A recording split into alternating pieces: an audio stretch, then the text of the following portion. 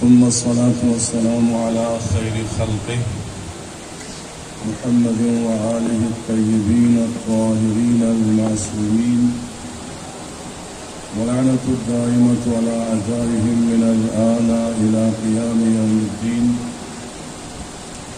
رب اشرح لي صدري ويسر لي أمري واحلل عقدة من لساني يفقهوا قولي. أما بعد، فقد قال الله تبارك وتعالى في كتابه المجيد وفرقانه الحميد: بسم الله الرحمن الرحيم. هو الذي أنزل السكينة في قلوب المؤمنين ليزدادوا إيمانا مع إيمانهم ولله جنود السماوات والأرض وكان الله عليما حكيما. صلوات الله.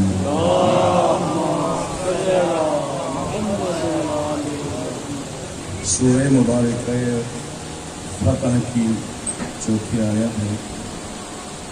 اس سے پہلے 3 آیات ہے، اس کے بعد بھی چند آیات ہے. ان میں سے مین اور اہم آیت یہی ہے جو میں نے آپ کی خدمت میں تلاوت کی. یہ آیات 2 اہم واقعات کی طرف اشارہ کرتی ہے. 6 ہجری کا واقعہ ہے. رسول اکرم صلی اللہ علیہ وآلہ وسلم نے خواب دیکھا کہ آپ خانہ کعبہ میں عمرہ کے اعمال بجا لا رہے ہیں. یہ خواب ہے رسول خدا کا، اور یہ مسلم ہے. ایک خواب ہمارا ہوتا ہے، ایک خواب انبیاء کا ہے، معصومین کا. اس میں فرق ہے.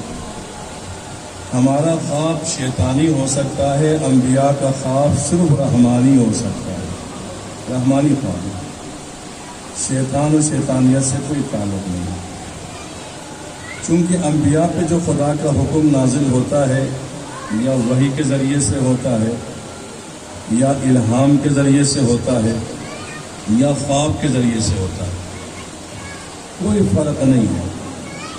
جیسے جناب ابراہیم نے خواب دیکھا اپنے بیٹے کو ذبح کرتے ہوئے، تو اپنے بیٹے سے آپ نے فرمایا: یا بنی انی اری فی المنام انی اذبحک ماذا ترى. آیات طویل ہے، بس اتنا عرض کریں. بیٹا میں نے تجھے خواب میں ذبح کرتے ہوئے دیکھا ہے، تمہاری کیا رائے ہے؟ اب دیکھیں، ایک نبی سے اپنا خواب بیان کر رہا ہے. تو ابراہیم نبی اللہ ہے، خلیل خدا ہے، اپنا خواب بیان کر رہے ہیں. اسماعیل نبی ہے، لیکن اسماعیل اس کو خواب تعبیر نہیں کر رہے، بلکہ کیا کہتے ہیں؟ یا ابت افعل ما تؤمر ستجدنی انشاءاللہ من الصابرین. بابا، جو خدا کا حکم ہوا ہے اس پہ عمل کرو، میں صبر کروں گا. یعنی ایک نبی کہہ رہے میں نے خواب دیکھا، دوسرا نبی کہتے یہ حکم الہی ہے. تو نبی کا خواب حکم الہی ہے، اور رسول خدا بھی اسی کو حکم الہی سمجھتے تھے. آپ نے اعلان فرمایا کہ میں عمرے پہ جا رہا ہوں، تو آپ کے ساتھ انصار بھی ہوئے، مہاجرین بھی ہوئے، آس پاس کے لوگ بھی جمع ہوئے. کل 1400 افراد آپ کے ساتھ گئے. ادھر سے قافلہ چلا. آپ نے حکم دیا کہ جنگی اسلحہ نہ لینا، صرف سفری اسلحہ جو ضروری ہے ساتھ رکھنا. چلے. جب تک وہ مقام حدیبیہ جو مکے سے 20 کلومیٹر کے فاصلے پر ہے، آج بھی وہ جگہ ہے، وہاں پہنچے. مشرکین مکہ کو پتہ چل گیا. انہوں نے میٹنگ کی. میٹنگ میں پاس یہ ہوا کہ ہم ان کو مکے میں نہیں آنے دیں گے. 1400 کا لشکر لے کے آئے اور یہاں پہ جنگ و جدال ہو جائے. یہ طے ہوا تو آپ کو خبر پہنچی، تو آپ نے حدیبیہ کی جگہ پر پڑاؤ ڈالا، سب کو وہاں بٹھایا اور اپنے ایک صحابی کو بھیجا. نام موجود ہے کہ جناب حضرت عمر کے مشورے سے جناب حضرت عثمان کو بھیجا، کیونکہ ان کا جو قبیلہ بنی امیہ مضبوط خاندان تھا، قبیلہ تھا، تو اگر کوئی نقصان بھی پہنچائے تو ان کا قبیلہ ان کی مدد کرے گا۔ حضرت عثمان گئے، ادھر حضرت عثمان گئے، مکہ پہنچے، ادھر افواہ اڑی کہ ان کو قید کر کے قتل کیا گیا۔ جب یہ خبر رسول اللہ تک پہنچی، آپ نے 1400 کے افراد جو آپ کے ساتھ تھے سب کو ایک درخت کے نیچے جمع کیا، پہلا واقعہ جمع کر کے ان سے آپ نے بیعت لی دو باتوں کی۔ ایک یہ ہے کہ اب ہم جنگ کیے بغیر نہیں جائیں گے، اب ہم جنگ کریں گے۔ دوسری بیعت یہ تھی، وعدہ یہ تھا کہ کوئی جنگ سے فرار نہیں ہوگا، کوئی پیچھے مڑ کے نہیں جائے گا، سب قربان ہو جائیں گے، فتح تک لڑیں گے۔ سب نے للہ آپ کے ہاتھ پہ بیعت کی۔ اس بیعت کو بیعت رضوان کہتے ہیں۔ بیعت رضوان جو ایک درخت کے نیچے قرآن میں تفسیر موجود ہے، تحت الشجرۃ، درخت کے نیچے بیعت کی۔ رضوان اس لیے کہتے ہیں، اللہ تعالیٰ فرماتا ہے کہ انہوں نے اے حبیب آپ کے ہاتھ پہ جو بیعت کی ہے نا، یبایعونک یبایعون اللہ، جو آپ کی بیعت کی ہے در حقیقت خدا کی بیعت کی ہے۔ اس کو بیعت اللہ قرار دیا، اور اس کے بعد کہا جس نے بیعت کی رضان و رضا اللہ، خدا ان پر راضی ہے۔ آیتیں موجود ہیں بیعت رضوان۔ اب یہاں پہ ایک سوال یہ ہے کہ رسول خدا کو بیعت لینے کی کیا ضرورت تھی؟ تو مفسرین کہتے ہیں کہ جس وقت اسلام کے دائرے میں انسان داخل ہو جاتا ہے، لا الہ الا اللہ زبان سے جاری کرے، وہ خدا کی بیعت میں چلا جاتا ہے، اور جب وہ محمد رسول اللہ کا اقرار کرے، رسول کی بیعت میں چلا گیا۔ جب وہ علی ولی اللہ کے اقرار کیا تو ولایت کی بیعت میں چلا گیا۔ وہ بیعت اس کی گردن میں ایک بیعت کا رسا پڑ جاتا ہے۔ اب پھر بھی رسول اللہ بیعت لی، فرماتے ہیں یہ تجدید عہد تھا۔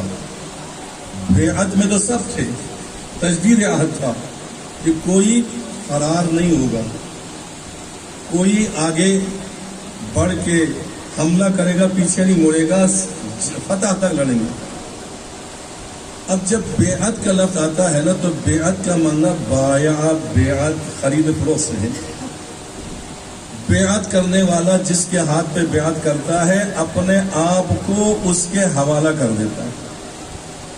اب میری کوئی مرضی نہیں ہے، تیری مرضی میری مرضی ہے، تیرا حکم مجھ پہ واجب ہے، میری اپنی منشا، میری اپنی کوئی خواہش نہیں ہے۔ بیعت کرنے والا اپنے آپ کو بیچ دیتا ہے اپنے اس آقا کے ہاتھ۔ اب آقا کی مرضی ہے بیعت اس سے اٹھا لے یا بیعت اس کی گردن پہ رکھے، بیعت کرنے والے کی مرضی نہیں ہے۔ اب یہاں پہ جملہ عرض کر کے آگے بڑھوں، ہم اصولاً، طبیعتاً، فطرتاً خدا کی بیعت میں ہے، رسول کی بیعت میں ہے، امام کی بیعت میں ہے۔ ہم بیعت سے خارج نہیں ہو سکتے۔ اگر ہم بیعت سے خارج ہو جائیں گے تو یا تو مشرک بنے گا، یا کافر بنے گا، یا منافق بنے گا۔ اب جنہوں نے جن کی بیعت ہے وہ اگر اٹھا لے تو اٹھا سکتا ہے، جیسے مولا حسین نے شب عاشور کو بیعت اٹھا لی تھی، فرمایا تھا جس نے جانا ہے تو جاؤ، بیعت اٹھا دیتا ہوں، یہاں تک دور چلا جا کہ میری آواز استغاثہ تم تک نہ پہنچے۔ اگر میری آواز پہنچے گی، تم میری مدد نہیں کرو گے تو تمہارا ٹھکانہ جہنم ہو جائے گا۔ یہ ہے بیعت اٹھا سکتا ہے۔ تو بس جب ہم خدا کی بیعت میں ہے، رسول کی بیعت میں ہے، امام کی بیعت میں ہے، تو یہاں سے واضح ہے کہ ہماری مرضی نہیں چلے گی، ہماری خواہشات پہ عمل نہیں ہوگا۔ ہمیں وہی کرنا ہے جو خدا اور رسول چاہتے ہیں، ہمیں وہی ایسے زندگی گزارنا ہے جیسے یہ چاہتے ہیں۔ اگر ان کی مرضی کے مطابق زندگی گزاریں گے تو ہم ان کے حقیقی ماننے والے ہیں، حقیقی بیعت کے پر عمل کرنے والے ہیں. لیکن اگر ہم کہیں بیعت ہم نے ان کی ہے، مرضی اپنی کریں گے، تو وہ انسان بیعت توڑنے والا ہے، اور بیعت توڑنے والا مومن نہیں بن سکتا، منافق بن جاتا ہے. اب انسان کی اپنی مرضی ہے کہ ہم اپنے عمل سے منافق بن جائے یا مومن بن جائے. اب جب بیعت ہو گئی، یہ پہلا واقعہ. اس کے بعد دوسرا واقعہ، اس کی جب بیعت کی، پتہ چلا مشرکین کو، مکے کو، انہوں نے حضرت عثمان کو آزاد کیا. ان کے ساتھ ایک اور اپنا نمائندہ بھیجا تاکہ مذاکرات کرے. کہا کہ ہم صلح کریں گے. تو میں ٹھیک ہے، ہم صلح کریں گے. صلح میں بھی رسول خدا نے ان کی ہر شرط مانی. انہوں نے کہا پہلی شرط یہ ہے کہ اس سال آپ عمرہ نہیں کریں گے، اور میں نہیں کریں گے. دوسری شرط یہ ہے کہ اگر کوئی مکے سے مدینہ جائے ان کو واپس کریں گے. ٹھیک ہے، واپس کریں گے. اگر کوئی مدینے سے مکہ آ جائے تو ہم واپس کرنے کے پابند نہیں ہیں. تو میں ٹھیک ہے. آئندہ سال آپ عمرے کے لیے آئیں گے، وہ بھی 3 دنوں کے لیے آئیں گے. ہم مکے سے نکل جائیں گے، آپ 3 دن میں عمل کر کے نکل جائیں گے. آپ نے کہا ٹھیک ہے. یعنی جو ان کی شرائط تھی، ان شرائط کو آپ نے تسلیم کیا. اس کے بعد میں کہ یا علی لکھ لے. واقعہ طویل ہے، میں نے خلاصہ عرض کر کے کچھ آگے بڑھنا. تو یا علی لکھیں. مولا علی نے لکھنا شروع کیا. رسول اللہ کیا لکھوں؟ لکھو بسم اللہ الرحمن الرحیم. وہ مشرکین کو نمائندہ اعتراض کرنے لگا کہ یہ تو جھگڑا اسی بات پر تو ہے، ہم اس کو نہیں مانتے. تو کیا لکھے؟ کہا بسم اللہم لکھیں. آپ نے کہا یا علی لکھو، ان کی بات مانو. لکھ لیا. اس کے بعد کہا یا علی لکھو محمد الرسول اللہ کی طرف سے یہ لکھا جا رہا ہے. ان کا یہ بھی ہم نہیں مانتے. اگر اس کو مانتے تو جھگڑا کس بات کا تھا؟ تو کیا لکھیں؟ لکھیں محمد بن عبداللہ لکھیں. آپ نے کہا یا علی لکھو. یعنی جو ان کی شرائط تھی ان کے مطابق صلح نامہ لکھا گیا. آپ نے دستخط کیا، نمائندے نے دستخط کیا، صلح ہو گئی. آپ نے حکم دیا یہیں پہ قربانیاں کرو، یہیں پہ حلق کرو، بال منڈوا لو، یہیں پہ احرام سے خارج ہو جاؤ، اپنے کپڑے پہن لو، یہیں سے واپس چلتے ہیں. وہاں سے واپس ہو گئے. یہاں تک واقع ہے. اب جب ساری شرائط ان کی مان لی، اس کے مطابق عمرہ بھی نہیں کیا، جبکہ آپ نے خواب میں دیکھا تھا، حکم ملا ہی تھا. لیکن آپ وہاں سے واپس آئے. قربانی بھی 20 کلومیٹر دور کے فاصلے پر. احرام بھی وہیں پہ ختم ہوا، سر بھی وہیں پہ منڈوایا، واپس آ گئے. اب کچھ لوگوں کے دلوں میں وسوسے پیدا ہو گئے. یہ کون سی صلح ہے؟ ہر بات ان کی مانی گئی، جیسے انہوں نے کہا ویسے لکھا گیا. عمرہ بھی نہیں ہوا، قربانی بھی 20 میل کے فاصلے پہ قربانی ہوئی. کچھ باتوں کے لوگوں کے دلوں میں شبہات بھی ہوئے، کچھ لوگوں نے اظہار بھی کیا. پوری تاریخ سامنے ہے، میں عرض نہیں کروں گا. جب یہاں تک نوبت پہنچی، پھر یہ سورہ فتح نازل ہو گئی. بسم اللہ الرحمن الرحیم. انا فتحنا لک فتحا مبینا. رسول جو آپ نے بیعت اور رضوان پہ بیعت لی ہے اور مصالحت کیا ہے، یعنی آپ نے صلح حدیبیہ جو مشرکین کے ساتھ کیا ہے، اس صلح کو خدا نے آپ کے لیے فتح مبین قرار دیا ہے. بہت بڑی فتح قرار دیا. اور اس کے بعد کہا کہ وَيَغْفِرْ لَكَ مَا تَقَدَّمَ مِن ذَنبِكَ وَمَا تَأَخَّرَ. جو آپ پہ پہلے باتیں باندھی جاتی تھی، بعد میں آپ کے خلاف باتیں ہونے والی ہے، ان تمام باتوں سے ہم نے آپ کو پاک و پاکیزہ کر دیا. اب کوئی بات نہیں کر سکتا. اب فتح مبین قرار دیا ہے، جبکہ ساری شرائط کفار کی مانی گئی، مشرکین کی مانی گئی. اب یہاں پہ پھر بھی ان کے دلوں میں تشویش ہے، شکوک و شبہات ہے.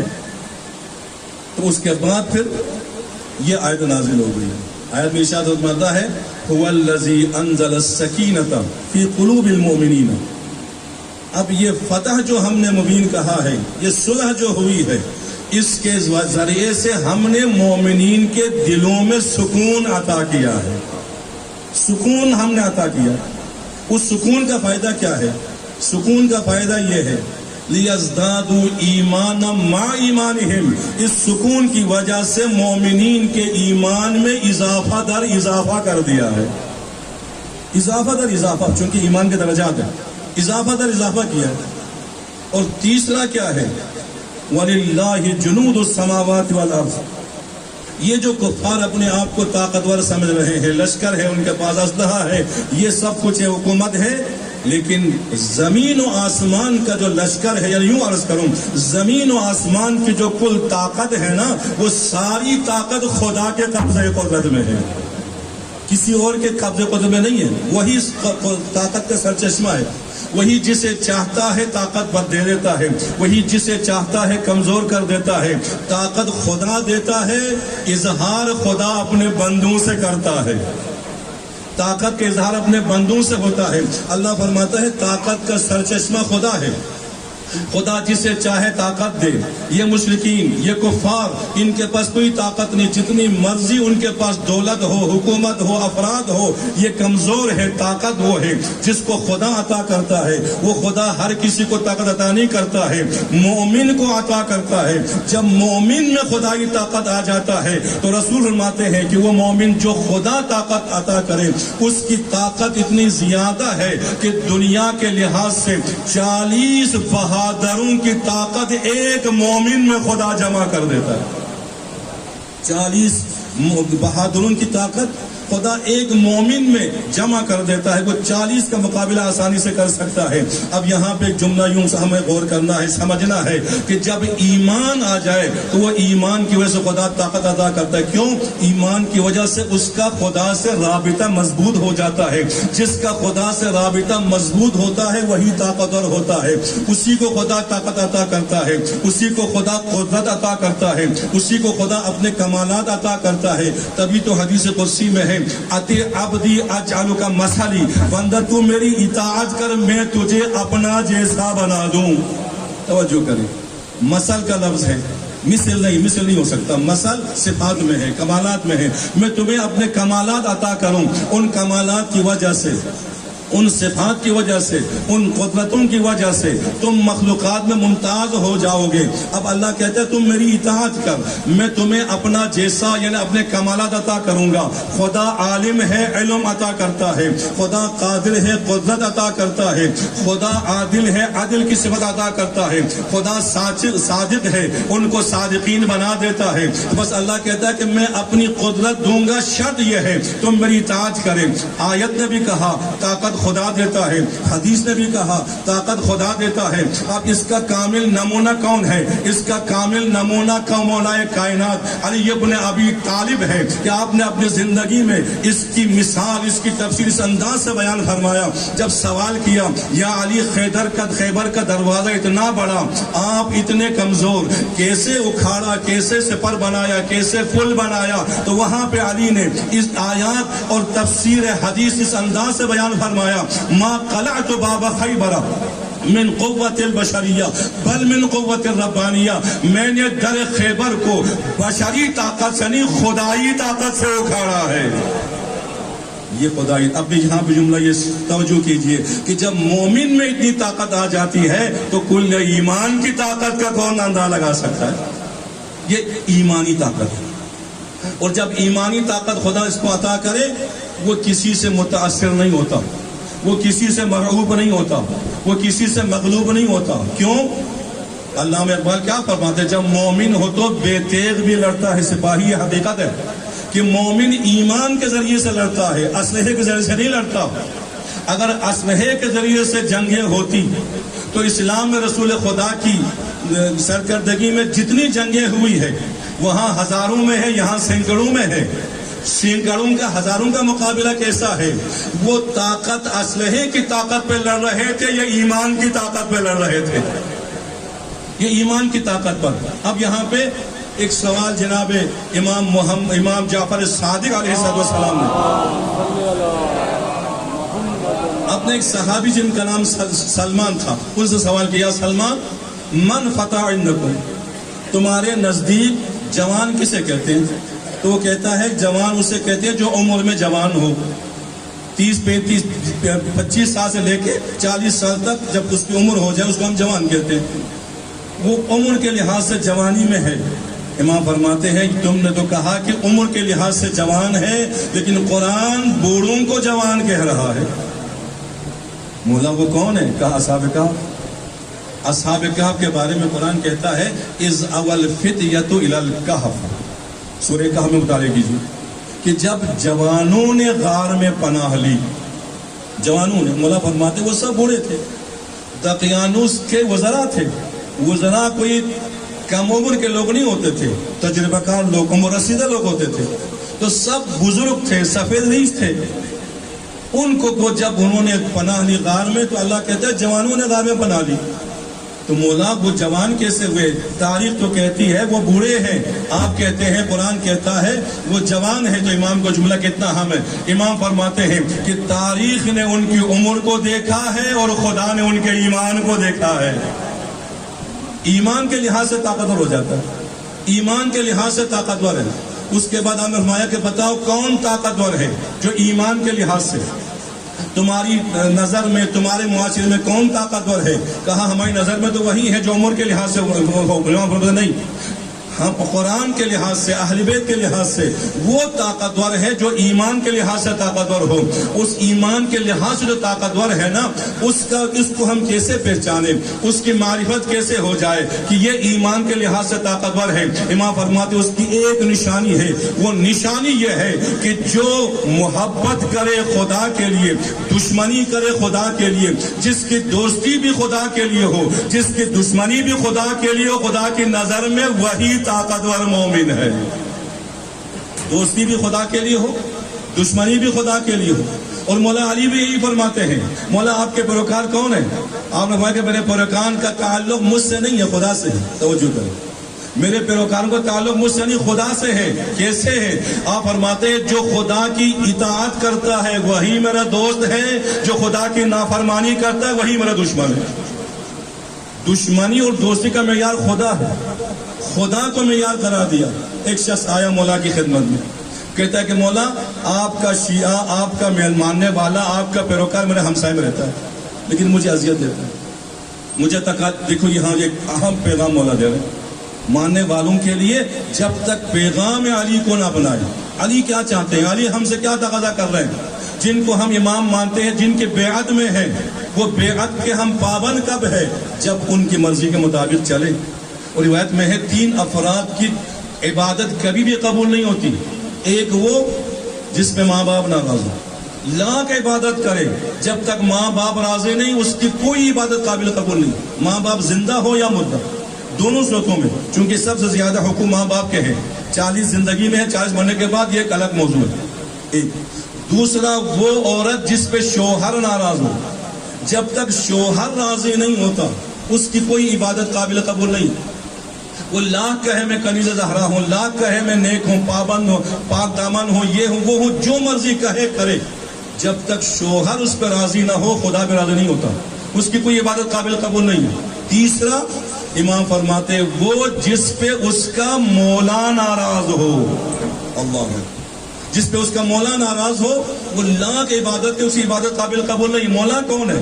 جس کی اطاعت میں ہے، جس کے بیعت میں ہے، وہ مولا ہے. وہ مولا کون ہے؟ ہم تو ہر کس و ناکس کی بیعت نہیں کرتے، ہمیں تو خدا نے ان کی بیعت کا حکم دیا ہے جو خدا نے پاک و پاکیزہ آیت تطہیر کے ذریعے سے ان کے سروں پہ عصمت کا تاج سجا کے نازل کیا. ان کی ہم بیعت میں ہیں، اہل بیت کی بیعت میں ہے، رسول کی بیعت میں ہے، قرآن کی بیعت میں ہے، اہل بیت کی قرآن کی بیعت میں ہے. تو بس ان کے مطابق زندگی ہو تو پھر وہ ان کا غلام ہے، ان کا بندہ ہے. نہیں تو اس وقت دعویٰ کرتا ہے مولا وہ آپ کا پیروکار، آپ کا ماننے والا میرے ہمسائے میں رہتا ہے، مجھے اذیت دیتا ہے، مجھے تکالیف پہنچاتا ہے. اور کہا کہ سب سے مشکل ترین وقت اس مومن کے لیے ہے جس کا ہمسایہ برا ہو، اور سب سے خوش قسمت وہ ہے جس کا ہمسایہ نیک ہو، جس کا ہمسایہ اچھا ہو، ہمسایہ سے خیر کی خوشبو آ جائے، برائی کا کوئی اثر نہ ہو، تو وہ نیک اور سعادت مند ہے. تو مولا آپ کے ماننے والا آپ کا نام لیتا ہے، آپ کا نعرہ لگاتا ہے، سب کچھ کرتا ہے، مجھے اذیت دیتا ہے. امام نے فرمایا خبردار میرے ماننے والوں کے خلاف زبان نہ کھولنا. چلے جائے، چلا گیا. دوسری مرتبہ آیا، کہا کہ مولا وہ آپ کا پیروکار مجھے اذیت دیتا ہے. یہاں اس سے سخت جواب دیا آپ نے. آپ فرماتے تمہیں پتہ ہے تم کس کی مخالفت کر رہے ہو؟ میرے ماننے والے میرے پیروکار کے خلاف بات کر رہے ہو تو میرے ماننے والے کی مخالفت کر کے جہنم میں جاؤ گے. اللہ اکبر. مولا کی نظر میں ماننے والے کا مقام کتنا بلند ہے, کتنا عظیم ہے مولا کی نظر میں. تم میرے ماننے والے کے خلاف بات کر کے شکایت کر کے مخالفت کر جہنم میں جاؤ گے. چلا گیا پھر آیا تیسری مرتبہ, مولا سب کچھ درست ہے لیکن مجھے اذیت دیتا ہے, مجھے تکالیف پہنچاتا ہے. اب یہاں مولا نے قیامت تک ایک فیصلہ صادر فرمایا ہے. اب اس فیصلے کو ہم نے دیکھنا ہے, ہماری زندگی مولا کی مرضی کے مطابق ہے یا اپنی مرضی کے مطابق ہے. جب تک مولا کی مرضی کے مطابق نہ ہو, نہ ہمارا ایمان قابل قبول, نہ ہمارا عمل قابل قبول, نہ ہمارا دعویٰ قابل قبول, جو مرضی کرے کوئی فائدہ نہیں. جب تک ہمارا قول و فعل مولا کے قول و فعل سے متصل نہ ہو, موافقت نہ ہو, کوئی معنی نہیں رکھتا. کہا مولا وہ اذیت دیتا ہے, آزار دیتا ہے. امام کا فیصلہ یہ ہے, اگر وہ دعویٰ بھی کرتا ہے کہ میرا شیعہ ہے, دعویٰ بھی کرتا ہے میرے پیروکار ہے, میرا ماننے والا ہے, اور تمہیں اذیت بھی دیتا ہے, جاؤ سن لو میرا فیصلہ کہ وہ میرا پیروکار نہیں ہو سکتا, وہ شیطان کا پیروکار ہو سکتا ہے. میرا پیروکار ہمسائے کو سکون دیتا ہے, دوسروں کے لیے فائدہ مند ہوتا ہے, دوسروں کی خدمت کرتا ہے. جیسے خود مولا علی غریب غربا کے لیے چیزیں اٹھا کر آپ کی پشت پہ زخم ہو جاتا ہے. رات کی تاریکی میں جا کے آپ مدد کرتے ہیں, ان کو پتہ ہی نہیں کون آ کے ہماری مدد کر رہا ہے. اس وقت پتہ چل جاتا ہے, آپ کی شہادت کے بعد پتہ چل جاتا ہے جو رات کی تاریکی میں آ کے ہماری مدد کرتا تھا وہ مولا علی تھا. تو بس یہ ہے کہ ایمان پہ جب تک عمل نہ ہو وہ مومن نہیں ہو سکتا. مومن ہونے کی شرط یہ ہے کل ایمان کی سیرت کو اپنائیں, کل ایمان کے مطابق نہیں گزارے. تو فرمایا کہ مومن وہ ہے کہ جس کو خدا طاقت عطا کرتا ہے ایمان کے ذریعے سے, خدا سے رابطہ ہونے کی وجہ سے, خدا سے متعلق مربوط ہونے کی وجہ سے خدا طاقت عطا کرتا ہے. اب یہ تو قرآن کی آیت ہے. اب پوچھے امام جعفر صادق علیہ السلام سے, مولا مومن کسے کہتے ہیں؟ یہ پہلے ایمان کی تعریف سن لیں, رسول کیا فرماتے ہیں ایمان کی تعریف. میں بھی کہتا ہوں, آپ بھی کہتے ہیں, سب کہتے ہیں میں مومن ہوں, لیکن تعریف کو ذہن میں رکھنا ہے, اس کے مطابق ہم مومن ہیں کہ نہیں ہیں. آپ فرماتے ہیں کہ مومن کون ہے؟ الایمان عقد بالقلب ونطق باللسان وعمل بالارکان. ایمان 3 چیزوں کا نام ہے. ایک دل کی ایک عقد کا نام ہے. عقد کہتے ہیں گرہ کو, گرہ باندھے. عقد نکاح کو بھی کہتے ہیں, جب لین دین ہو جائے تو وہاں پہ جو معاہدہ ہوتا ہے اس کو بھی عقد کہتے ہیں. انہیں عقد ایک ایسا لفظ ہے اصطلاح ہے شریعت میں کہ یہ عقد جو ہے حرام کو حلال بنا دیتا ہے. جب نکاح ہو جائے, عقد ہو جائے تو ایک دوسرے کے لیے حرام تھے, عقد کے بعد حلال ہو گئے. ایک دوسرے کو دیکھنا حرام تھا, اب عقد کے بعد ایک دوسرے کو دیکھنا عبادت بن جاتا ہے. یہ عقد ہے. تو وہ کیا ہے؟ ایمان العقد بالقلب. ایمان خدا کے ساتھ دل کا ایک معاہدے کا نام ہے. خدا سے معاہدہ ہو جائے, خدا بندہ جو تیرا حکم ہے اس پہ میں عمل کروں گا, جو تو چاہتا ہے ویسے میں چاہوں گا, جو تیری مرضی ہے وہی میری مرضی ہے. ایک اس کے بعد وَنُطْقٌ بِاللِّسَانِ, اس عقد کا, اس معاہدے کا اظہار زبان سے کرے کہ میرا خدا سے معاہدہ ہے, خدا سے میرا تعلق ہے ایمان کے ذریعے سے. صرف اظہار ہی نہیں بلکہ وہ عمل بالارکان, اعضاء و جواری کے ذریعے سے اس معاہدے پہ عمل کرے. آنکھ عمل کرے, کان عمل کرے, ہاتھ عمل کے اعضاء و جواری عمل کرے. اب یہ ہے ایمان. اب ایمان نہ ہونے کی نشانی کیا ہے؟ اسی کے مقابلے مولا کائنات کیا فرماتے ہیں؟ وہ انسان جس کے دل میں گناہ سے نفرت نہ ہو, زبان سے گناہ سے منع نہ کرے, ہاتھ سے گناہوں سے نہ روکے, اسی کے مقابلے میں ہے. ایمان کے مقابلے مولا فرماتے ہیں یہ کل ایمان کی تصریح ہے کہ دل میں گناہ سے نفرت نہ ہو, زبان سے منع نہ کرے, ہاتھ سے نہ روکے. امام فرماتے ہیں وہ جو دل میں ایمان ہو, زبان پہ اظہار ہو, اعضاء و جوارح سے عمل ہو, وہ مومن بن جاتا ہے. اور جب مومن بن جائے تو خدا کا منظور نظر بن جاتا ہے, علی کا پیروکار بن جاتا ہے, رسول خدا کا عاشق بن جاتا ہے, قرآن کا قاری بھی بن جاتا ہے, قرآن کا عامل بھی بن جاتا ہے. لیکن اگر یہ نہ ہو تو مولا کیا فرماتے ہیں؟ دل میں گناہ سے نفرت نہ ہو, زبان سے منع نہ ہو اور ہاتھ سے نہ روکے. امام فرماتے ہیں وہ زندوں میں مردہ ہے, وہ چلتی پھرتی لاش ہے, وہ ہمارا پیروکار نہیں ہے. ہمارا پیروکار زندہ ہوتا ہے. کیوں؟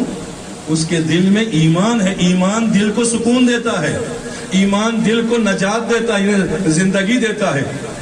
ایمان دل کو روشن کر دیتا ہے. جب روشن ہو تو پھر وہ اس منزل پہ آگے بڑھتا ہے. پھر کہاں بڑھتا ہے؟ چھٹے ایمان کا ارشاد, المؤمن اشد من زبر الحدید والحدید اذا ادخل في النار تغیر والمؤمن اذا قتل ثم نشر ثم قتل لم يتغیر قلبه.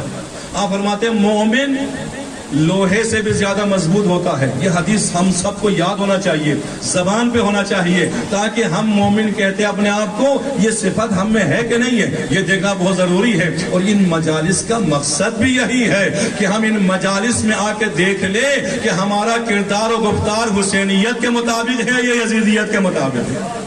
حسین کا مقصد کیا ہے, شہادت کا مقصد کیا ہے, اور یزید کا مقصد کیا تھا. اگر ہمارا کردار, ہمارا عمل مقصد حسینی کے مطابق ہے تو ہم حسینی ہے. اگر حسین کے مطابق نہیں, لاکھ دعویٰ کرے, کردار کے لحاظ سے وہ یزیدی بن جاتا ہے. اب دو ہی تو مذہب بن گئے ہیں, یا حسینی ہے یا یزیدی ہے. دونوں کے لیے کردار کی ضرورت ہے.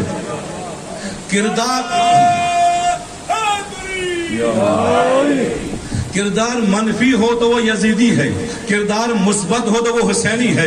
حسینی کا کردار مثبت ہوتا ہے جیسے حسین کا کردار ہے, حسینی کا کردار اعلیٰ ہوتا ہے جیسے حسین کا کردار ہے. حسینی کا کردار اتنا بلند ہوتا ہے, وہ دنیا میں ہوتا ہے, مولا حسین ان کو جنت کا دروازہ دکھا دیتا ہے. اللہ کیوں, وہ اس مقصد. لیکن یہاں پہ ایک جملہ اور عرض کروں, جیسے مولا حسین نے اپنے پیروکاروں کو ایمان کے لحاظ سے اس بلندی پہ ہونے کی وجہ سے پردے ہٹائے, جنت کے باغات دکھائے, یہ تیرا مقام, یہ تیرا مقام, یہ تیری جنت, یہ تیرا باغ. اسی طرح میں نے روایت میں پڑھا, جناب مولا کائنات نے جناب سلمان فارسی کو بلایا مدینے میں. سلمان فارسی کو بلایا کہا, سلمان تم نے راہ اسلام میں بڑی زحمتیں اٹھائی ہیں, بہت مشکلات برداشت کی ہے, مظالم سہے ہیں. آج میں چاہتا ہوں تجھے جنت میں اپنا مقام دکھاؤں. توجہ کریں, علی جس پہ راضی ہو جائے اس کا مقام کتنا بلند ہے. جو علی کا پیروکار ہو, علی کیا کیا بشارتیں دیتے ہیں. یہ صرف سلمان نمونہ ہے, سلمان کے ذریعے سے قیامت تک پیغام ہے, قیامت تک پیغام ہے. مکے مدینے سے باہر لے گئے, کہا میری انگلیوں کے درمیان دیکھ, یا بار بار میں اشارہ کیا, پردے ہٹے, دیکھ سلمان نے جنت کے باغات دیکھے, حور و غلمان دیکھے, قصور و محلات دیکھے. کہا مولا یہ تیرا مقام ہے جو خدا نے ہماری مودت کی وجہ سے تمہیں یہ مقام عطا کیا ہے. مودت سب سے ہم, ولایت اہل بیت سب سے ہم, اسی پر بنیاد ہے کہ تمہیں یہ مقام ہماری ولایت و محبت سے عطا کیا ہے. تم نے بڑی زحمتیں اٹھائی. ایک جملہ جو اہم ہے میں عرض کرنا چاہتا ہوں کہ تم جاؤ ان مقامات پہ جا کے ان جنت کے باغات میں آرام کرو, اب زحمتیں بھول جاؤ, تکالیف بھول جاؤ, پریشانیاں بھول جاؤ.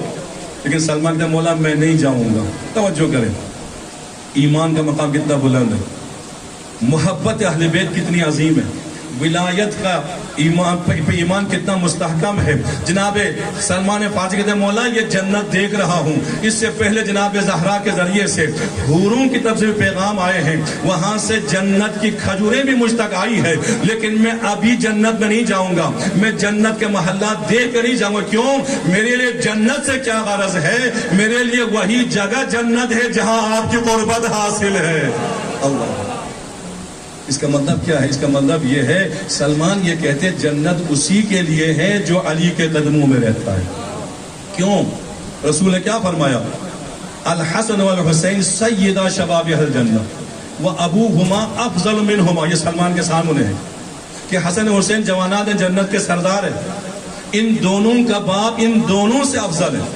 یہ روایت تمام مسلمانوں کی طرف موجود ہے. اس کا مطلب کیا ہوا, مطلب یہ ہے حسنین جوانان جنت کے سردار ہیں, علی حسنین کے سردار ہیں. تو جناب سلمان کہتے جب میں سردار جنت کے ساتھ ہوں تو میں دنیا میں بھی جنت میں ہوں, یہاں سے جاؤں گا تو جنت میں. اب اس ایمان کی منزل پر ہو تو دو مثال میں تاریخ میں پڑھی ہے, ایک سلمان کی مثال, ایک بی بی شتیتا کی مثال. جو آپ ایران میں جاتے ہیں وہاں پر نشاپور میں ان کی قبر موجود ہے, زیارت جاتے ہیں. ان دونوں کی مثال میں نے پڑھی ہے ایمان کی وجہ سے. ہاں, قرآن بھی یہی کہتا ہے, من عمل صالحا من ذکر و انثى وهو مؤمن فلنحيينه حیاتا طیبہ ولنجزینهم اجرهم باحسن ما كانوا يعملون.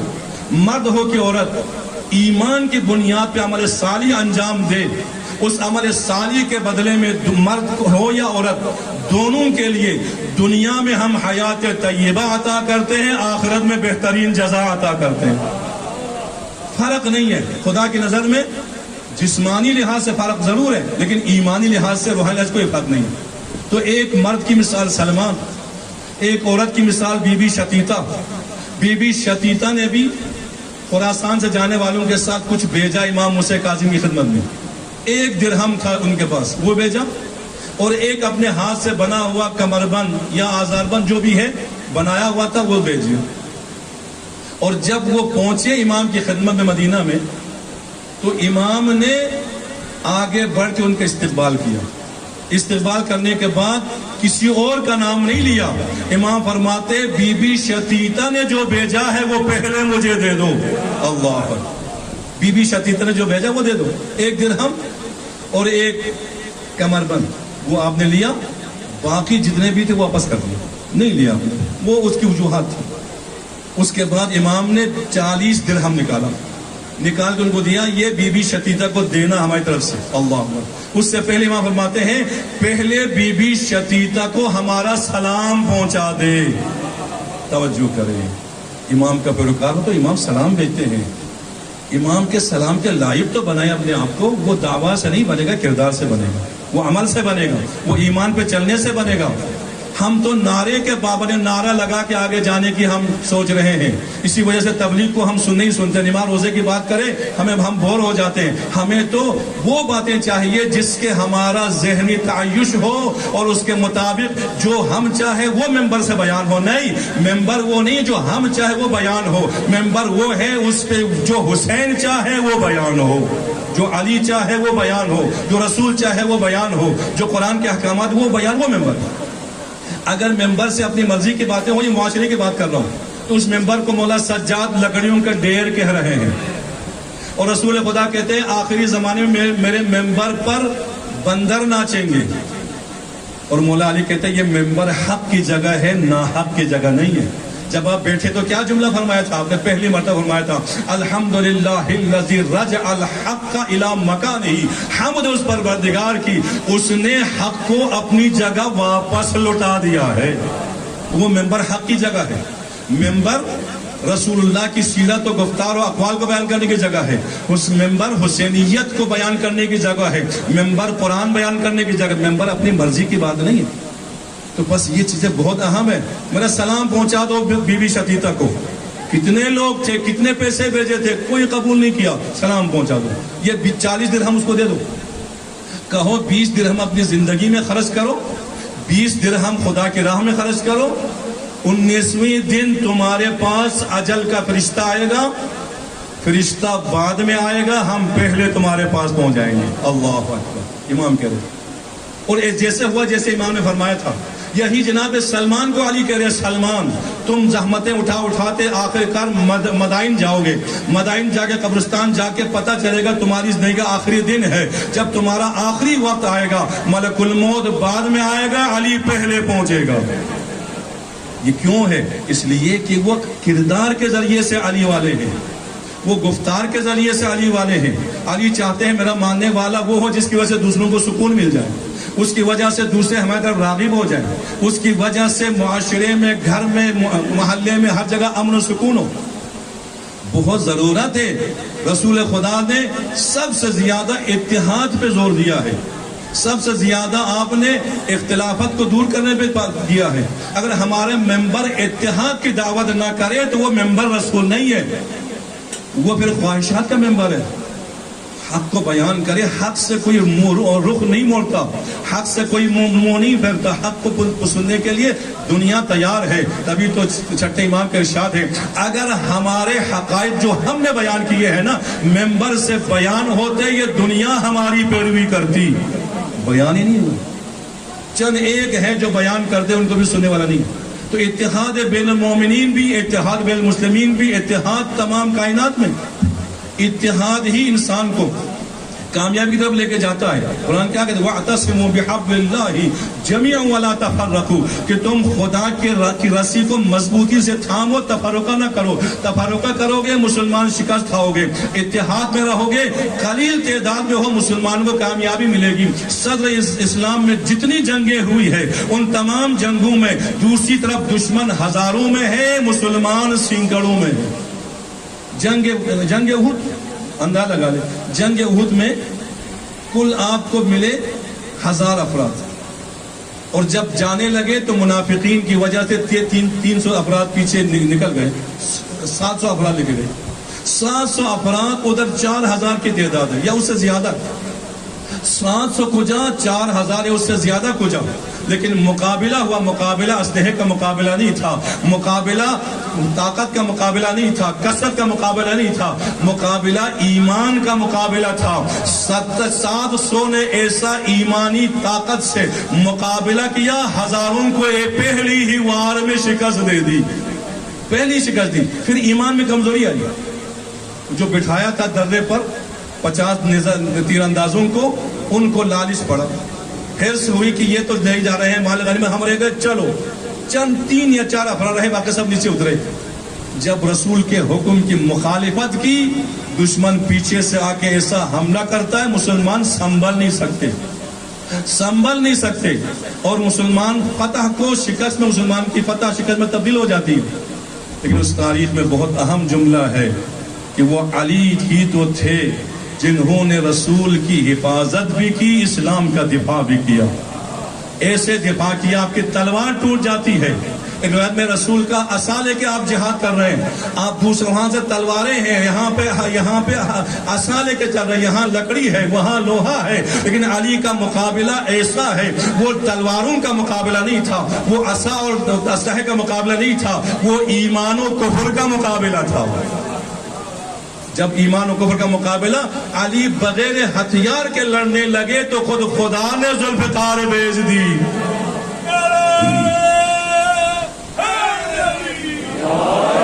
اب یہاں پہ وہ جملہ عرض کروں. امام فرماتے ہیں کہ تم کہتے ہو کہ جوان وہ ہے جو عمر کے لحاظ سے ہو. اللہ تعالیٰ اصحاب کہف کو جوان کہہ رہے ہیں جبکہ سب بوڑھے تھے. مولا یہ کیسے؟ تو آپ نے فرمایا کہ دنیا والوں نے، تاریخ دانوں نے ان کی عمر کو دیکھا ہے، خدا نے ان کو ایمان کو دیکھا ہے. ان کے ایمان کو دیکھ کے خدا نے ان کو کیا کہا ہے؟ جوان کہا ہے. تو جب ایمان کے لحاظ سے وہ بوڑھے جوان ہو جاتے ہیں، قرآن ان کو جوان کہتا ہے، جوانی کا اعلان کرتا ہے. یہ جوان ہے جو غار میں سو گئے ہیں، یہ جوان ہے جو دقیانوس کا مقابلہ کر کے آگے بڑھے ہیں، یہ جوان ہے جو اللہ کے پیغام کو لے کے آگے بڑھے ہیں. جب وہ جوان ہو جائے تو علی تو کل ایمان ہے نا، ان کی جوانی کا کون اندازہ لگا سکتا ہے؟ اللہ تعالیٰ کی طرف سے آواز بلند ہو جاتی ہے، لا فتح الا علی لا سیف الا ذوالفقار. یعنی یوں عرض کروں، اگر وہ ایمان کے لحاظ سے بڑھ جائے تو ان کو اللہ نے فتح کہا ہے، اور علی آگے بڑھے تو علی کو لا فتح الا علی کا لقب ملا ہے. یہ کیوں؟ یہ ایمان کی وجہ سے. تو جو بھی ایمان کے ذریعے سے آگے بڑھا، تو رسول اللہ نے کہا، یہ میں عرض کر رہا تھا، قلیل تعداد میں لشکر ہے، مقابلے میں ہزاروں ہیں، لیکن ہر جنگ میں مسلمانوں کو فتح ہوئی ہے. کیوں ہوئی ہے؟ اتفاق کی وجہ سے، اتحاد کی وجہ سے، ایک نبی کی اطاعت کی وجہ سے، آگے لے کے علم لے کے جو آگے بڑھا اس کی پیروی کی وجہ سے، حکم رسول اور حکم اطاعت الہ کو آگے لے کے بڑھنے کی وجہ سے ہر جنگ میں خدا نے فتح عطا کی ہے. تبھی تو کہا انا فتحنا لک فتحا مبینا، رسول ہم نے فتح مبین عطا کیا ہے. اور اس فتح مبین کا نتیجہ کیا نکلتا ہے؟ نتیجہ یہ نکلتا ہے پہلے اسلام رسمی نہیں تھا، اس معاہدے کے بعد اسلام رسمی بن جاتا ہے.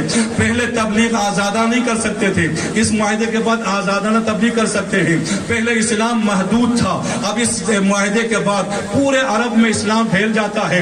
پہلے مسلمان تنگی میں تھے، خدا نے بغیر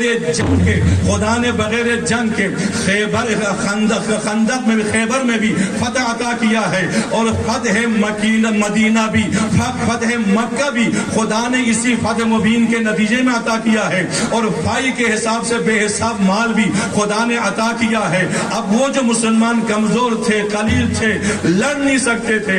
اس معاہدے کے بعد خدا نے ایسی فتح مبین عطا کیا ہے, وہ اسلام جو محدود تھا لامحدود ہو جاتا ہے, جو کمزور تھا مسلمان کمزور تھے, خدا ایسی طاقت عطا کرتا ہے اس کے بعد کسی میں لڑنے کی جرأت نہیں ہوتی. یہ ایمان کی وجہ سے. اس ایمان کو سب سے اہم کر, کیوں؟ اتحاد. رسول نے جیسے کہا ویسے عمل کیا, رسول نے جیسے چاہا ویسے اصحاب نے چاہا, رسول نے جیسے جنگ کرنا چاہا آپ کے ماننے والوں نے جنگ کیا. اس کا نتیجہ کیا ہوا؟ مسلمان فتح و کامیابی سے ہمکنار ہو گئے. لیکن آج کل مسلمان ناکام کیوں ہے؟ مسلمان ہر جگہ رسوا کیوں ہو رہے ہیں؟ ہر جگہ مسلمانوں پہ ظلم کیوں ہو رہا ہے؟ اب دیکھیں پوری دنیا میں جہاں جہاں پہ ظلم ہو رہا ہے مسلمانوں پہ ہو رہا ہے. کشمیر میں دیکھ لیں کیا ہو رہا ہے, لبنان میں دیکھیں, یمن میں دیکھیں, اسی طرح آپ شام میں دیکھیں, عراق میں دیکھیں. یہ کیوں ہو رہا ہے؟ اس لیے کہ مسلمانوں نے اسلام کو چھوڑ دیا, مسلمانوں نے اتحاد کو چھوڑ دیا, مسلمانوں نے قرآن کو چھوڑ دیا. آخر میں ایک جملہ عرض کروں گا, قرآن پہ اگر سب جمع ہو جائے, کس کو اختلاف ہے قرآن پہ؟ کسی کو اختلاف نہیں ہے. جب قرآن پہ جمع ہو جائے تو خدا قرآن پہ جمع ہونے والے کو قوت ایمانی عطا کرتا ہے. جب قوت ایمانی خدا دے دے وہ ناقابل شکست بن جاتا ہے. اس کی تجزیہ تحلیل میں نہیں, ایک شخص ہے اہل مغرب کا, بہت بڑا دانشور ہے, وہ چلا اسلام کا مطالعہ کرنے کے لیے. جب وہ پہنچا مصر میں جامع الازہر میں, کہا مسلمانوں کی سب سے بڑی کتاب لاؤ. قرآن اس کے سامنے رکھا, کہا پڑھو. مترجم سے کہا, مترجم نے پڑھنا شروع کیا. پہلی آیت کا ایک حصہ وہ کیا ہے؟ ان ھذا القرآن یہدی للتی ہی اقوم. ترجمہ کرو. کہا یہ وہ قرآن ہے جو ماننے والوں کو سیدھی راہ کی ہدایت کرتا ہے. سیدھی راہ قرآن میں, قرآن سیدھی راہ کی ہدایت کرتا ہے. اور جب اس راہ پہ چلے تو مسلمان فتح و کامیابی تک منزل تک پہنچ جاتے ہیں. اس نے کہا بند کر دو. 3 دن تک غور و فکر کیا اس نے غور و فکر کرنے کے بعد کہا دیکھو جس نتیجے پہ میں پہنچا ہوں, جب تک مسلمان قرآن پہ عمل کرتے رہیں گے کوئی طاقت ان کو شکست نہیں دے سکتی. وہ کسی کا غلام نہیں بن سکتا, وہ آپس میں لڑ نہیں سکتے, آپس میں ایک دوسرے کے دست گریبان نہیں ہو سکتے, آپس میں ایک دوسرے کے دشمن نہیں ہو سکتے. اگر ان کو آپس میں لڑانا ہو, آپس میں دشمن بنانا ہو, ایک دوسرے کے ساتھ لڑے, ہمارا غلام بنے, ایک کام کرو, ان کو پہلے قرآن سے الگ کرو, جو ہم چاہیں گے ان سے کام لے سکیں گے. یہ اس کا تجزیہ ہے, کتابوں میں موجود ہے. اور انہوں نے یہی کام کیا, قرآن سے ہمیں الگ کیا, قرآن سے ہمیں دور کیا. قرآن کو صرف فاتحہ خانوں کے لیے رکھا, عمل کے لیے رکھا. قرآن کو صرف اپنے دلیلوں کو مضبوط کرنے کے لیے رکھا, قرآن کو ہدایت کے لیے بیان نہیں کیا.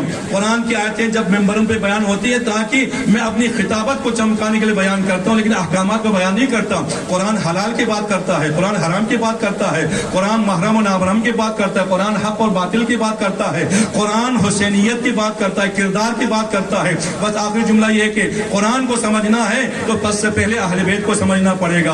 اہل بیت کو سمجھنا ہے تو قرآن کو سمجھنا پڑے گا. کیوں؟ اس لیے کہ اگر ہم قرآن سے کہیں ہم کہاں سے ہدایت لے, تو قرآن کہتا ہے اہل بیت سے لے لو, اہل بیت کے پاس جائے تو اہل بیت کہتے ہیں قرآن سے ہدایت لے لو. ایک شخص آتا ہے امام کے پاس, مولا میں کیا کروں؟ فرمایا ایک چیز اپنے ذہن میں رکھنا, وہ چیز یہ ہے کہ تم اپنے کردار کی وجہ سے لوگ تعریف کرے خوش نہ ہونا, یا لوگ مذمت کرے پریشان نہ ہونا. ایک معیار تمہیں دیتا ہوں, اس معیار کے مطابق رہو. مولا وہ کیا ہے؟ آپ فرماتے ہیں جب بھی دنیا تمہاری تعریف کرے خوش نہ ہو, جب بھی تمہاری مذمت کرے تم خوش نہ ہو. یہ 5ویں امام نے فرمایا ہے.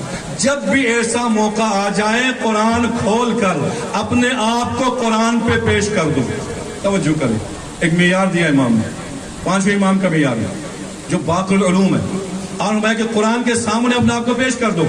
اگر تمہارا کردار, تمہاری گفتار قرآن کے مطابق ہے, دنیا تمہاری مذمت کرے, دنیا تمہاری دشمن ہو جائے, تمہیں کیا پرواہ؟ قرآن کے مطابق ہونے کی وجہ سے خدا بھی تمہارے ساتھ ہے, ہم بھی تمہارے ساتھ ہیں. اللہ. لیکن اگر دنیا تمہاری تعریف کرے, تمہارا کردار قرآن کی مخالفت میں ہو, قرآن کہتا ہے یہ حلال ہے، تم کہتے حرام. قرآن کہتا ہے یہ حلال ہے، تم کہتے حرام. یا حرام کو حلال. قرآن کہتا ہے ناجائز ہے، تم کہتے جائز. قرآن کہتا ہے سود کا کاروبار نہ کرو، تم وہی کاروبار کرتے ہو. قرآن کہتا ہے غیبت نہ کرو، تمہارا کام ہی غیبت کرنا ہے. قرآن کہتا ہے صلہ رحمی کو منقطع نہ کرو، تمہارا کام ہی رشتہ داروں کے تعلقات کو منقطع کرنا ہے. قرآن کہتا ہے ماں باپ کے حقوق کو ادا کرو، تمہارے لیے ماں باپ بوجھ بن جاتے ہیں. قرآن کہتا ہے میاں بیوی ایک دوسرے کے حقوق کو ادا کرو، تم ایک دوسرے سے اپنے حقوق کو لے لیتے ہو لیکن دوسروں کے حقوق ادا نہیں کرتے. قرآن کہتا ہے ہمسایوں کے ساتھ اچھا سلوک رکھو، تمہارا کام ہمسایوں کو اذیت و آزار دینا ہے. قرآن کہتا ہے شراب نہ پیو، تمہارا کام ہی شراب پینا ہے. قرآن کہتا ہے نماز پڑھو، تمہارا کام نماز ٹائم ملے تو ملے، نہ ملے تو نماز رہ جائے. قرآن کہتا ہے واجبات کو انجام دو، تم واجبات سے غافل ہو. جو قرآن کہتا جاتا ہے تم مخالفت کرتے جاتے ہو. جب تمہارا کردار قرآن کی مخالفت میں ہے تو دنیا تمہاری تعریف کرے، تمہیں کیا فائدہ؟ تم تو قرآن کی مخالفت سے جہنم میں جاؤ گے. اللہ امام کہہ رہے ایسا نہ ہو کہ رسول کیا فرماتے ہیں انکم اتخذوا ھذا القرآن مہجورا. قیامت کے دن ہوگا رسول خدا پائے عرش پکڑ کے فریاد کریں. قرآن کی آیت ہے، دیکھ لے، قرآن پڑھ لیں. خداوندہ میرے اور میری امت کے درمیان تو ہی فیصلہ کرے. کون سا فیصلہ؟ میرے بعد میری امت نے قرآن کو چھوڑ دیا، قرآن کو چھوڑ دیا، قرآن کے احکامات پر پامال کر دیا، قرآن کے احکامات کو مذاق میں اڑا دیا. جو قرآن کے احکامات پہنچا تو اس کو سننے کے لیے کوئی تیار نہیں تھا. جو حلال و حرام کی بات کرتا ہے اس کو بلانے کے لیے کوئی تیار نہیں ہے. جو انسان بغیر طے کیے، فیس کے طے کیے بھائی آئے تو وہ بے قیمت ہو جاتا ہے. جتنی قیمت زیادہ بڑھائے اسی کو سننے کے لیے لوگ تیار ہوتے ہیں، چاہے وہ غلط ہی کیوں نہ ہو، چاہے وہ خود بھی گمراہ ہو دوسروں کو بھی گمراہ کر لے، کوئی بات نہیں. وہ فیس زیادہ لیتا ہے بس وہ بہت بڑا عالم ہے، بہت بڑا علامہ ہے. معاشرہ اس قدر ہوا ہے. خداوندہ فیصلہ کرو. قرآن کی آیت بھی غلط پڑھے، ترجمہ بھی غلط پڑھے، ان کو سے سنے، ان کو فیس دے دے اور پیسہ دے کے گمراہی خریدتے رہے. خداوندہ تو فیصلہ کر. میرے بعد ان لوگوں نے قرآن کو چھوڑ دیا ہے. اب جس کی شکایت رسول کرے کیا اس کی نجات ممکن ہے؟ اللہ جہاں قرآن کے بارے میں رسول کہیں گے نہیں انہوں نے قرآن کو چھوڑ دیا، وہاں کہیں گے میرے اہل بیت کو بھی چھوڑ دیا. خداوندہ ان کا بھی فیصلہ کرے.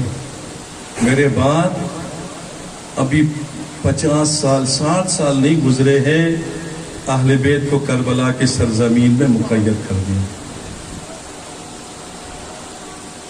میرے اہل بیت کو کربلا میں مقید کیا، 3 دن تک پانی بند کر دیا. میرے اہل بیت پہ ایسا ظلم کیا، تاریخ میں ایسی مثال نہیں ملتی. رسول خدا جس کی شکایت کرے. اور یہی جملہ مولا سجاد نے زندہ دربار شام میں فرمایا تھا جب یزید نے سر حسین سے بے ادبی کی تھی. جناب زینب جلال میں آ کے خطبہ دیتی ہے، ایسا خطبہ دیتی جیسے مولا علی خطبہ دیتے ہیں. اور جب جناب زینب کے خطبے سے وہ ذلیل و رسوا ہو جاتا ہے یزید، تو وہ اپنی خفت کو مٹانے کے لیے درباری ملا کو بلاتا ہے اور وہ بیٹھ کے یزید کی تعریفیں شروع کر دیتا ہے، آل محمد کی توہین شروع کر دیتا ہے. تو امام برحق وہاں خاموش رہنا گوارا نہیں کرتا. آپ اور ہمارا یہاں پہ حق کی بات کرنا یہ بڑی بات نہیں ہے. قاتلوں کے دربار میں حق بات کہنا، ننگی تلواروں کے سائے میں حق بات کہنا، یہ سب سے بڑی بات ہے. تبھی تو رسول نے فرمایا سب سے بڑا جہاد ظالم و جابر کے سامنے کلمہ حق اظہار کرنا. یہ مولا سجاد نے بتایا. ہم کہتے ہیں یہ سنت ہے وہ سنت ہے، پتہ نہیں اپنی مرضی کی سنتیں بنا لیتے ہیں، لیکن مولا سجاد کی سنت ظالم کی مخالفت ہے. مولا سجاد کی سنت ممبر پہ کوئی غلط بیانی کرے وہیں پہ ٹھوکنا ہے. مولا سجاد کی سنت عبادت پہ عبادت ہے، زرع عابدین بن گئے. مولا سجاد کی سنت سجدے پہ سجدہ ہے، سید و ساجدین بن گئے.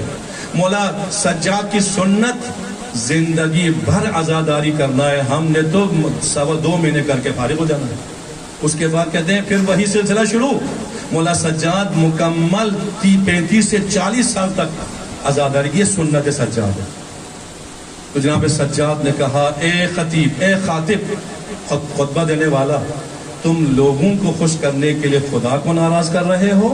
اللہ اکبر. اپنی دنیا کو آباد کرنے کے لیے آخرت کو برباد کر رہے ہو. اور اس کے بعد آپ نے اجازت لے کے خطبے کے لیے منبر پہ بیٹھے. بڑی مشکل سے آیتیں ملی تو وہاں پر آپ نے ایسا خطبہ دیا. اللہ اکبر. آپ فرماتے یزید تم کون ہو، ہم کون ہیں؟ یزید تم بنی امیہ کا پرورندہ ہوں، ہم آل محمد کے چراغ ہیں، اور ہمیں خدا نے ایسی فضیلتیں عطا کی جو کسی کو نہیں دیا. ہمیں صداقت سے نوازا، ہمیں علم سے نوازا، ہمیں سخاوت سے نوازا، ہمیں علم سے نوازا، ہمیں اسی طرح شجاعت سے نوازا. آخر میں فرمایا ہم وہ ہیں جن کی محبت کو خدا نے مومنین کے دلوں میں واجب قرار دیا. تم کون ہو؟ کہا اگر ہمارے فضائل کو دیکھنا ہے، ہم میں محمد مصطفیٰ آئے ہیں، ہم میں جناب حمزہ آئے ہیں، ہم میں سے جناب جعفر طیار ہے، ہم میں سے اسد اللہ اور اسد رسول ہے، ہم میں سے صادقین اصدق الصادقین جناب مولا کائنات ہے، ہم میں سے حسین ہے، اسی طرح سلسلہ آگے لے جاتے ہیں، ہم میں سے سیدۃ النساء العالمین ہے. تم ہمارا مقابلہ کرتے ہو؟ اس کے بعد کہا جو مجھے جانتا ہے وہ جانتا ہے، جو نہیں جانتا ہے آج میں خبر دے رہا ہوں. انا ابن المکہ، انا ابن الکعبہ، انا ابن زمزم، انا ابن الصفا والمروہ، انا ابن الصفا، انا ابن المنا. جو جانتا ہے جانتا، جو نہیں جانتا جان لو میں کعبے کا بیٹا ہوں. اللہ، میں زمزم کا بیٹا ہوں، میں صفا و مروہ کا بیٹا ہوں، میں محمد مصطفیٰ کا بیٹا ہوں، میں علی مرتضیٰ کے، پھر مولا علی کے بہت سے فضائل آپ نے مکمل تقریر بن سکتی ہے، وہ سب بیان کیا. اس کے بعد کہا میں اس شہید کا بیٹا ہوں جس کا تن کربلا میں پڑا ہوا ہے، سر نو کے نیزے پہ بلند ہوا. میں اس مظلوم کا بیٹا ہوں جس کا سر یزید سامنے رکھ کے بے ادبی کر رہا ہے. ایسا کوہرام برپا ہو جاتا ہے، اسی دربار میں یزید پہ لعنت پڑتی ہے. یہ ہے امام کا خطبہ، یہ ہے سیرت امام، یہ ہے سنت امام. کسی نے کہا مولا اب تو بس کیجئے، اتنا رو رہے ہیں آپ، خون کے آنسو رو رہے ہیں. امام فرماتے تم نے انصاف نہیں کیا. یعقوب کا ایک بیٹا یوسف گم ہو گیا تھا نا، اتنا روئے وہ نابینا ہو گئے. میرے تو 18 یوسف کربلا میں ٹکڑے ٹکڑے ہوئے ہیں. اور جب میں مقتل سے گزر رہا تھا، جوان بیٹا مقتل سے گزر گیا، بوڑھے باپ کی لاش تپتی ریت پہ پڑی رہی. اس سے زیادہ ظلم کیا ہو سکتا ہے؟ مولا یہ شہادت تو آپ کا ورثہ ہے نا. امام ہاں شہادت تو ہمارا ورثہ ہے، لیکن ماں بہنوں کا بے مقنا وہ چادر بازاروں میں پھرانا، درباروں میں جانا، یہ کیا یہ بھی ہمارا ورثہ ہے؟ کہا مولا سب سے زیادہ مصیبت کہاں آئی؟ امام فرماتے سب سے زیادہ مصیبت جب کہا نا، یہ سوال اتنا تکلیف دہ تھا امام کے لیے. امام نے آہ بھر کے 3 مرتبہ فرمایا الشام الشام الشام. مولا شام میں سب سے زیادہ مصیبت کہاں آئی؟ امام فرماتے سب سے زیادہ مصیبت دربار شام میں. شرابی کرسیوں پر تھے، ہم آل محمد ننگے سر کھڑے تھے. اور یہاں 2 روایتیں ملتی ہیں. ایک روایت یہ ہے کہ جب ہم کھڑے تھے نا، یزید نے کہا میں نے سنا ہے ان اسیروں میں علی کی بیٹی زینب بھی آئی ہوئی ہے. وہ کون ہے؟ سب خاموش، کوئی جواب نہیں دیتا. 3 مرتبہ اس نے کہا کہ زینب کون ہے. جب جواب نہیں آیا نا، ایک مرتبہ کسی نے سوال کیا یزید یہ جو اسیر شدہ خواتین ہیں ان کے ساتھ کیا سلوک کرو گے؟ تو کہا ہمارے ہاں سلوک یہ ہے کہ ان کو کنیزی میں دے دی جائے گی. جب کنیزی کا نام آیا، اس شامی نے کہا یا اس یہودی نے کہا یہ چھوٹی بچی مجھے دے دے. اللہ سکینہ کی طرف جب اشارہ کہا نا یہ چھوٹی بیٹی مجھے چاہیے، اتنے میں زینب آگے بڑھ کے سکینہ کو سینے سے لگا لیا، بلند آواز سے کہتی یزید میں زینب بنت علی ہوں. زینب کے ہوتے ہوئے امامت کے لیے بھی کوئی مسئلہ نہیں، اہل بیت کی محافظت بھی میں کروں گی. اور دوسری روایت میں مولا سجاد کہتے ہیں اس سے بڑی مصیبت یہ تھی کہ شمر ہم اہل بیت کا تعارف کرا رہا تھا. وہ کہتا تھا یہ علی ابن الحسین ہے، یہ سکینہ بنت الحسین ہے، یہ ام کلثوم بنت علی ہے. جب آخر میں اس نے کہا نا یہ زینب بنت علی ہے، جب زینب کا نام آیا، یزید کہتا شمر میں علی کی بیٹی سے کچھ باتیں کرنا چاہتا ہوں. فضہ پردہ بن کے کھڑی ہو جاتی ہے. یزید خبردار، تیری نجس نگاہیں علی کی بیٹی کی طرف نہ اٹھے. یہ رسول کی نواسی ہے، یہ زہرا کی بیٹی ہے. وہ ظالم حکم دیتا جلاد کو تازیانہ مار کے اس کو ہٹا دو. جلاد تازیانہ لے کے جب آگے بڑھا، تاریخ میں تفصیلاً موجود ہے، بس اتنا عرض کروں. جب جلاد آگے پہنچا نا جناب فضہ کے پاس، فضہ نے دربار پہ ایک نگاہ دوڑائی اور بلند آواز سے کہا کہ اس دربار میں حبش کا کوئی غیرت مند جوان موجود نہیں ہے. میں حبش والوں کی بہن فضہ ہوں، تمہاری بہن پہ ظلم ہو رہا ہے، جلادوں کی تلواریں نیاموں سے باہر آئی، یزید خبردار ہماری بہن پہ ظلم نہ کرنا، یہاں خون کی ندیاں بہیں گی۔ جب یہ منظر جناب زینب نے دیکھا ہوگا تو آپ کے دل پہ کیا گزری ہوگی، مولا سجاد کے دل پہ کیا گزری ہوگی۔ زینب سے رہا نہ گیا، رخ کیا کربلا کی طرف، اے میرے بھائی حسین، اے میرے غیرتمند بھائی عباس، حبش والوں کی بہن کو بچانے والے تو آ گئے، لیکن حسین کی بہن کو بچانے والا کوئی نہیں۔ دربار شام سے زندان شام، زندان شام کے بارے میں دو روایتیں ہیں۔ ایک روایت یہ ہے کہ زندان اتنا تاریک تھا دن رات کا پتہ نہیں چلتا تھا، اور ایک روایت میں ہے کہ زندان کی چھت ہی نہیں تھی، جتنی مدت اہل بیت رہے بغیر چھت کے زندان میں رہے، اور اسی لباس میں رہے جو کربلا سے پہن کے گئے ہیں۔ ایک دن سکینہ اپنے بھائی کی گود میں سر رکھ کے لیٹے لیٹے جب فضاؤں میں دیکھتی ہے نا، پرندوں کو اڑتے ہوئے دیکھتی ہے، پوچھتی ہے بھیا یہ پرندے کہاں جا رہے ہیں؟ بہن یہ اپنے گھروں کو جا رہے ہیں۔ تو ایک مرتبہ سکینہ کہتے بھیا ہم کب اپنے گھروں کو جائیں گے، ہم کب مدینہ جائیں گے؟ مدینہ کی تمنا کرتے کرتے سکینہ اسی زندان میں سو جاتی ہے۔ ایک رات آئی سکینہ بابا بابا کہہ کے اٹھی، فریاد کرنے لگی۔ جب جناب اسلام نے کہا سکینہ آج رونے کا سبب کیا ہے؟ کہا پھر اماں ابھی ابھی میرے بابا مجھے گود میں بٹھائے ہوئے تھے، مجھ سے پیار کر رہے تھے، میں شکوہ شکایات کر رہی تھی، میں کہہ رہی تھی بھیا بابا آپ کے بغیر شمر مجھے تماچے مارتا ہے، میرے کان زخمی ہے، پانی میرے سامنے گرا دیتا ہے، ابھی بابا مجھے چھوڑ کے کہاں چلے گئے، مجھے بابا لا دیجئے۔ اہل بیت کا جب رونے کی آواز بلند ہوئی نا، یزید بیدار ہوا۔ یزید نے کہا غلام جا کے زندان میں دیکھو کوئی بچہ مر تو نہیں گیا، کہ اہل بیت کی آواز آ رہی ہے۔ زندان میں آ کر غلام واپس جاتا ہے، وہ کہتا یزید کوئی بچہ تو نہیں مرا، حسین کی بیٹی سکینہ اپنے بابا کو تلاش کر رہی ہے، اپنے بابا کو بلا رہی ہے۔ اچھا یہ سر لے جاؤ شاید سکون مل جائے۔ سر لے کے غلام تخان میں رکھ کے کپڑ لا کے لے کے آیا، امام کے سامنے رکھا۔ امام نے سکینہ کو بلایا، سکینہ قریب آ کے بیٹھ تو گئی، لیکن دیکھ کے کہتے بھیا میں نے کھانا تو نہیں منگوایا تھا، مجھے بابا چاہیے۔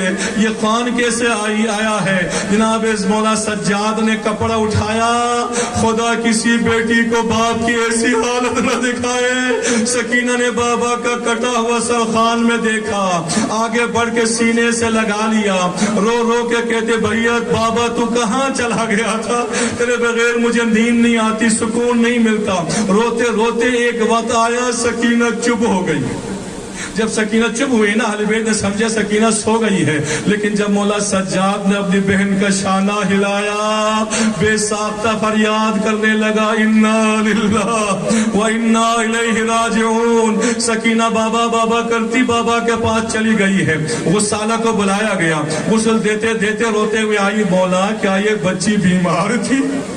جگہ جگہ زخم کے نشانات ہیں۔ مولا سجاد فریاد کرتے ہائے میری مظلومہ بہن سکینہ، یہ بیمار نہیں تھی، یہ شمر کے تازیانوں کے نشانات ہیں۔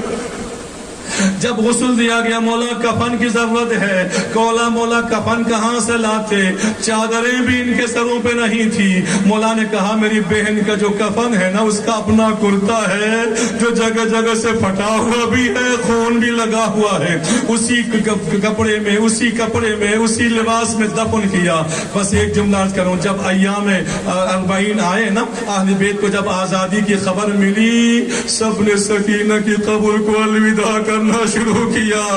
ہر ایک قبر سکینہ سے لپٹ جاتا ہے۔ مولا سجاد رو رو کے کہتے ہیں بہن سکینہ تم چاہتی تھی نا مدینہ جائے، ہم تیرے بغیر مدینہ کیسے جائے، ہم کربلا کیسے جائے؟ مدینے والوں کو کیا کہے کہ سکینہ کہاں رہ گئی ہے؟ اب یہ قافلہ چلا، آخری جملہ، جب یہ قافلہ چلا کربلا پہنچا، ہر بی بی اپنے اپنے وارث کی قبر پہ جاتی ہے۔